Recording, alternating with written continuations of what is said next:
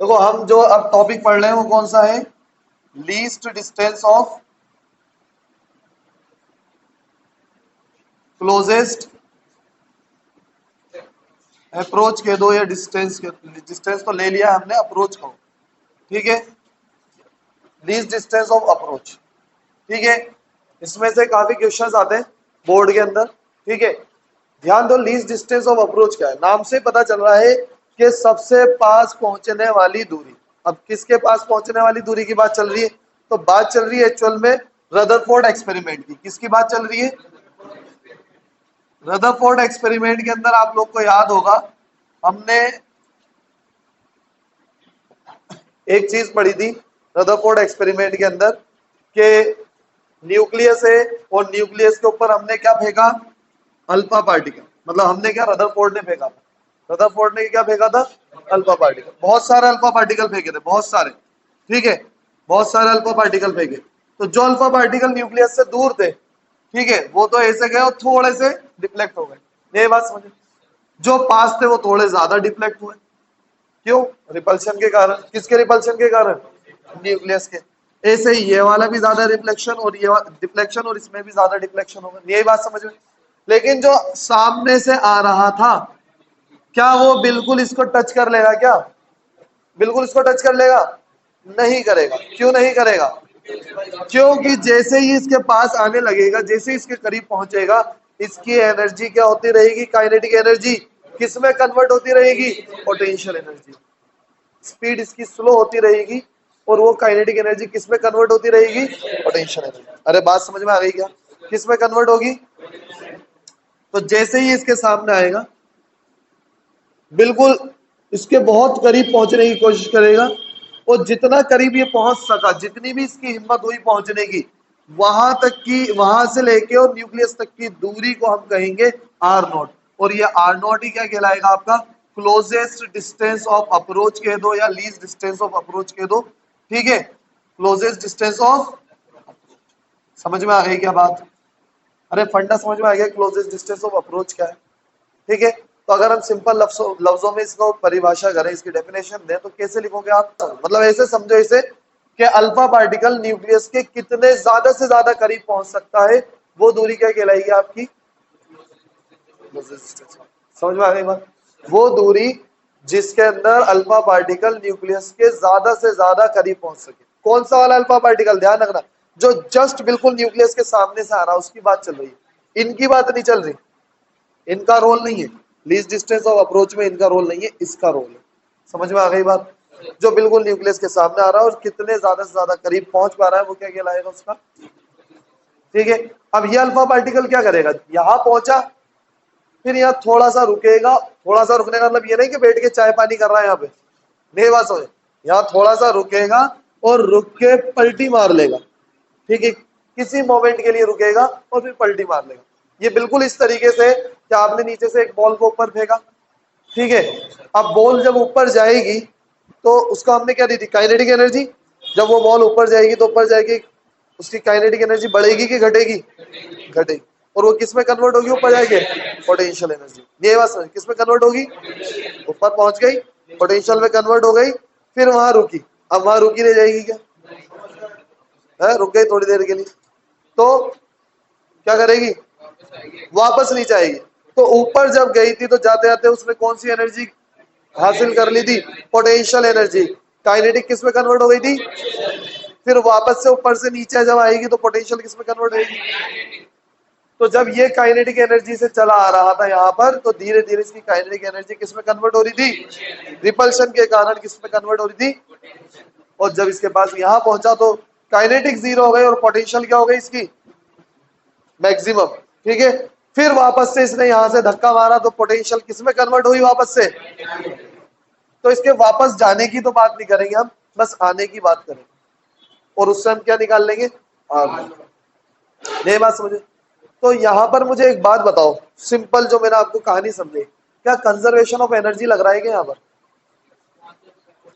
Kinetic potential में convert हो रही है और पोटेंशियल फिर वापस से काइनेटिक में, तो कंजर्वेशन ऑफ एनर्जी हो रहा है यहाँ पर, हो रहा नहीं हो रहा? समझ में आ गई बात? तो हम यहाँ कंजर्वेशन ऑफ एनर्जी लगा के इसको सॉल्व करें। तो सिंपल लफ्जों में कहें तो लीस्ट डिस्टेंस ऑफ अप्रोच क्या है? वो दूरी, वो कम से कम दूरी अल्फा पार्टिकल की और न्यूक्लियस की, जब अल्फा पार्टिकल और न्यूक्लियस का आमने सामने हुआ तब की बात चल रही है। आमने सामने मतलब बिल्कुल दोनों सामने है, ठीक है।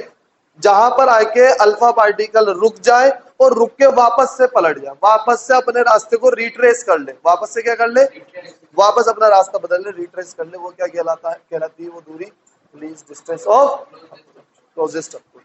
समझ में आ गई बात? बात क्लियर है यहां तक? ठीक है। शुरुआत में अल्फा पार्टिकल के पास क्या होती है? काइनेटिक एनर्जी, ठीक है। धीरे धीरे वो काइनेटिक किस में कन्वर्ट होती है? पोटेंशियल। ये बस, फिर बाद में वो पोटेंशियल वापस से किस में कन्वर्ट होती है? ठीक है, चलो इसको तो मिटा दो। अब हम इसको डिराइव कर लेते हैं। देखो एक बार ध्यान दो, डिराइव कैसे करेंगे? ये न्यूक्लियस है, ठीक है, और इस पे चार्ज कितना होगा? Plus Ze। अरे Z क्या होता है इसका? एटॉमिक नंबर, ठीक है। तो चार्ज कितना होगा? Plus Ze।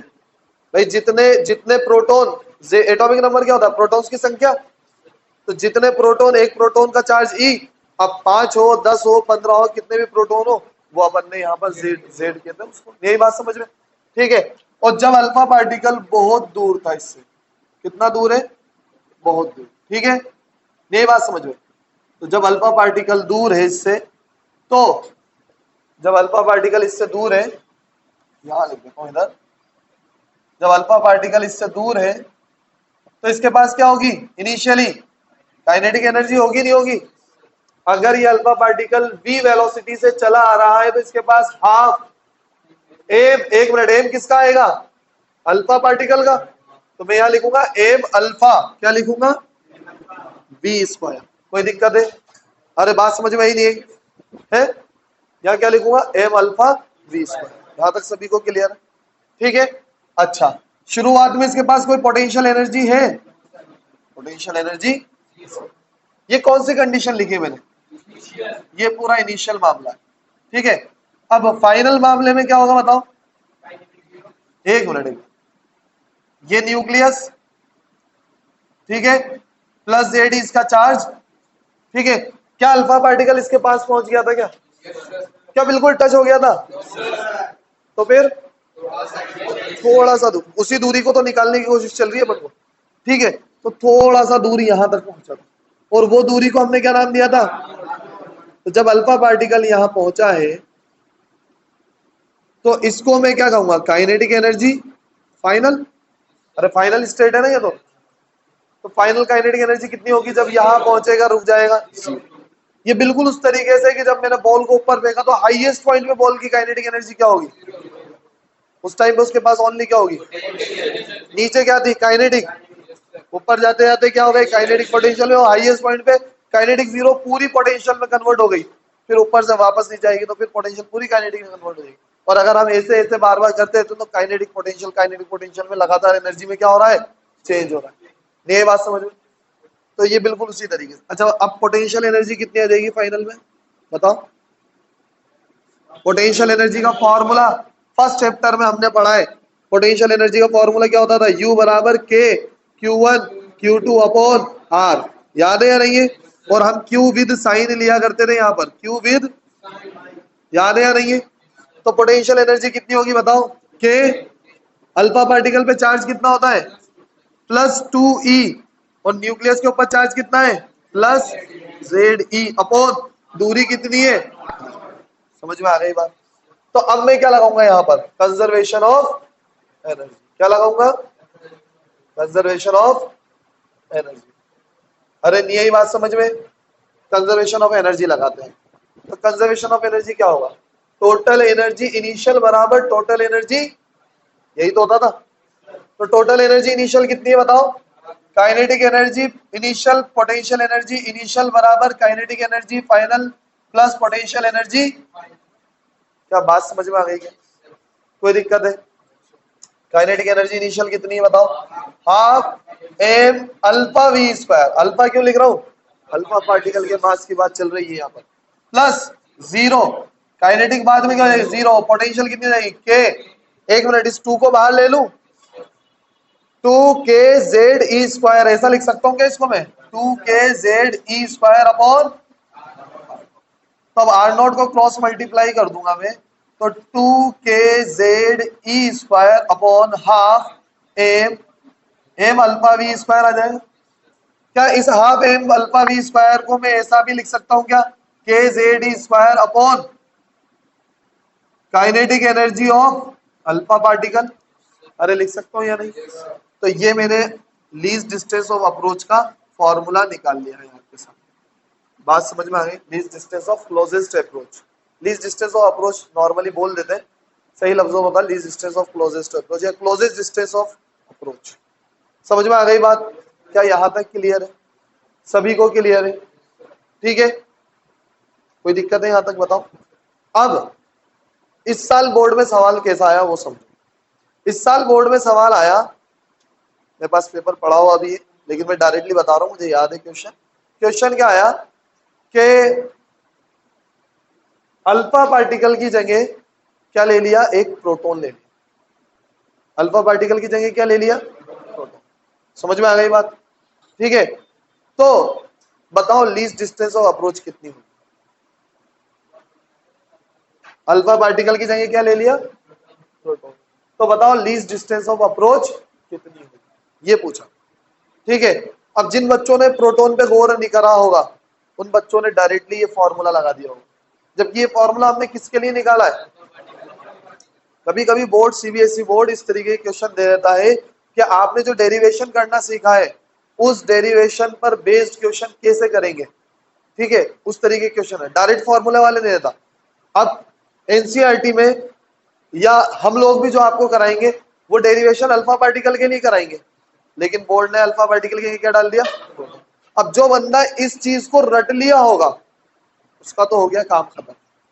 ठीक है, हैप्पी बर्थडे हो गया उसका, नहीं बात समझ में? ठीक है, लेकिन जिस बच्चे ने समझा होगा, हाथों हाथ उसने 2 मिनट लगा के अल्फा पार्टिकल की जगह क्या लिख दिया होगा? तो यहाँ एम अल्फा की जगह क्या एम पी आएगा, और यहाँ अल्फा पार्टिकल का जो चार्ज होता है 2e, इस 2e की जगह क्या आएगा? Only e। अरे प्रोटॉन का चार्ज कितना होता है? ये बात समझे? तो R0 उस केस में कितना हो जाएगा? उस केस में ये 2 हट जाएगा, kz² और नीचे क्या है? Half mp_v²।